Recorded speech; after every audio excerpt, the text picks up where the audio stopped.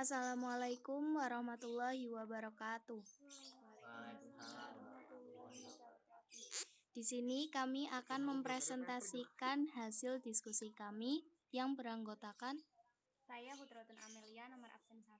Saya Mu'linuha nomor absen 8. Saya Muhammad Arif Abdillah nomor absen 10. Saya Nabila Ramadhani nomor absen 14. Saya Nafis Rena Arnesti, nomor absen 18. Saya Rizky Kurniawan nomor absen 26. Yang pertama adalah topologi kebutuhan perangkat. Topologi jaringan yang digunakan pada video tersebut yaitu topologi star. Topologi ini membentuk seperti bintang karena semua komputer dihubungkan ke sebuah switch dengan kabel UTP, sehingga switch menjadi pusat dari jaringan dan bertugas untuk mengontrol lalu lintas data. Jadi, jika komputer satu ingin mengirimkan data ke komputer 2, data akan dikirim ke switch dan langsung dikirim ke komputer tujuan tanpa melewati komputer lain. Kebutuhan perangkat topologi jaringan yang pertama adalah sebuah PC, yang kedua sebuah switch, dan tiga sebuah server.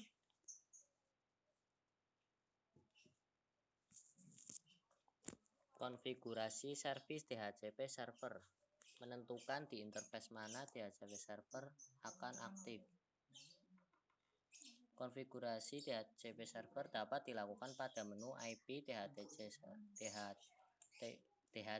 server, klik DHCP setup. Dengan menekan tombol DHCP setup, user DHCP akan menuntun kita untuk melakukan setting dengan menampilkan kotak-kotak dialog pada setiap langkahnya. Langkah pertama, kita diminta untuk menentukan di interface mana DHCP server akan aktif. Pada kasus ini, DHCP server diaktifkan pada Ether 3. Selanjutnya, klik Next. Sebelum pada Ether 3 sudah dipasang IP address 192.168.4.0.24, maka pada langkah kedua, penentuan DHCP address space akan otomatis mengambil segmen IP yang sama. Jika interface sebelumnya belum terdapat IP, bisa ditentukan manual pada langkah ini. Selanjutnya, kita diminta untuk menentukan IP address yang akan digunakan sebagai default gateway oleh DHCP selain nantinya. Secara otomatis, wizard akan menggunakan IP address yang terpasang pada interface Ether. Tentukan IP address akan didistribusikan ke SLIN. Secara otomatis, wizard akan mengisikan host IP pada segmen yang telah digunakan. Pada contoh ini, IP 192.168.4.1 tidak masuk dalam address to give out, sebab IP tersebut sudah digunakan sebagai gateway dan tidak akan didistribusikan ke CLIN. Kita harus menentukan juga nantinya DHCP CLIN akan melakukan request DNS ke server mana. Secara otomatis, wizard akan mengambil informasi setting DNS yang telah dilakukan pada menu IP DNS. Tetapi bisa juga kita ingin menentukan request DNS CLIN ke server tertentu. Langkah terakhir, kita diminta untuk menentukan lazy time, yaitu berapa lama waktu sebuah IP address akan dipinjamkan ke CLIN. Untuk menghindari penuh kehabisan IP, setting lazy time jangan terlalu lama, misalkan 1 hari saja. Sampai langkah ini, jika diklik next akan tampil pesan yang menyatakan bahwa setting DHCP telah selesai. Rancangan alamat IP dan subnet mask. Server 1 IP address 192.168.100.1. Subnet mask 255.255.255.0. Start IP 192.168.100.2. Subnet mask 255.255.255.0. IP address PC2 192.168.100.2. Subnet mask 255.255.255.0. IP address PCI PC1 192.168.100.3. Subnet mask 255.255.255.0. IP address PC0 192.168.100.4. Subnet mask 255.255.255.0.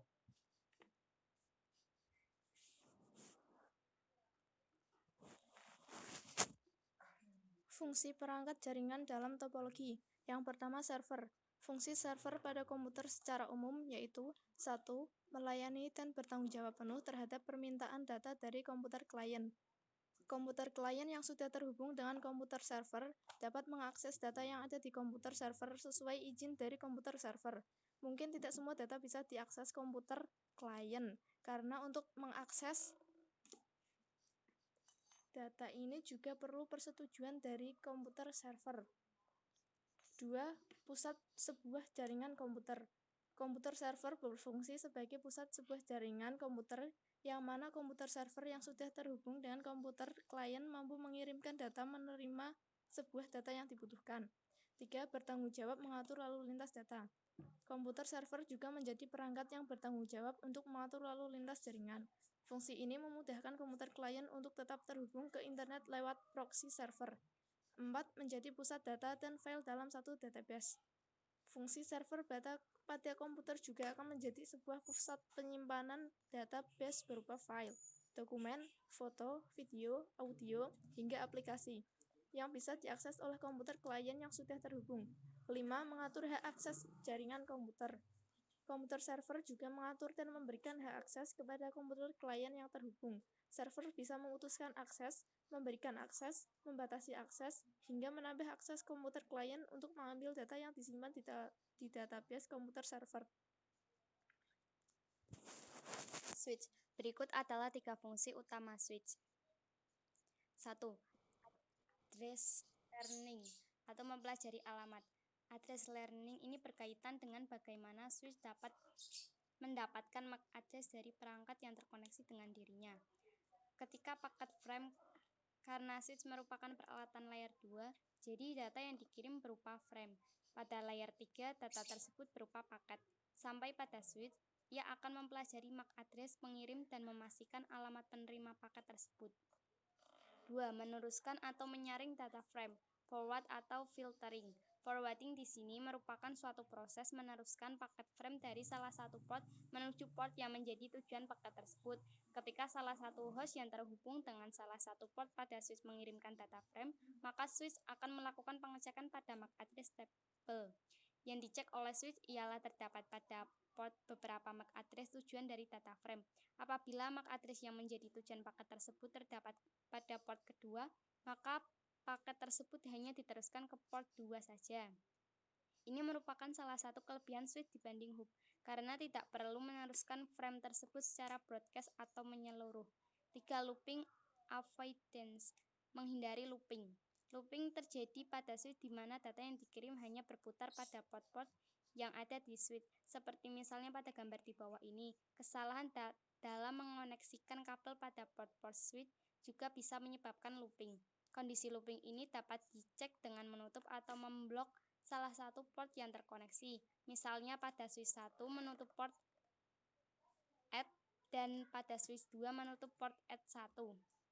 Sehingga data dapat sampai ke tujuan tanpa dan tidak berputar-putar saja. Klien 1. Alat untuk menerima data dari server. Seperti yang sudah disinggung sebelumnya, fungsi paling utama dari komputer klien adalah untuk menerima semua data yang didapatkan dari komputer server. Pada komputer klien terdapat hak akses yang nantinya akan sangat dibutuhkan dalam satu jaringan. Selain itu, dengan adanya komputer klien, maka komputer server tidak perlu dibebani berbagai perintah, sebab semua beban dapat disalurkan pada komputer klien. 2. Komputer untuk kerja. Seperti yang sudah disebutkan pada poin sebelumnya. Dengan adanya komputer klien, maka tugas yang dibebankan pada komputer server dipindahkan ke komputer klien. Tugas dari komputer server hanya sebagai pusat dalam mengontrol data yang masuk saja, sedangkan yang mengolah data akan lebih banyak dibebankan pada komputer klien. Ditambah lagi dengan perkembangan jaringan komputer saat ini, komputer klien tidak harus selalu melalui komputer server secara terus-menerus. Komputer klien pun juga bisa mendapatkan informasi data-data dari komputer klien lainnya. Dengan begitu, komputer klien dapat membagi tugas ke komputer klien lainnya. 3. Alat administrasi. Dengan adanya komputer klien, maka pengguna pun dapat mengakses informasi yang ada pada suatu jaringan. Hanya saja pada komputer klien aksesnya dibatasi oleh admin, sehingga pengguna hanya dapat mengirimkan atau mendapatkan informasi yang telah disepakati sebelumnya. Sekian diskusi dari kelompok kami. Terima kasih. Wassalamualaikum warahmatullahi wabarakatuh.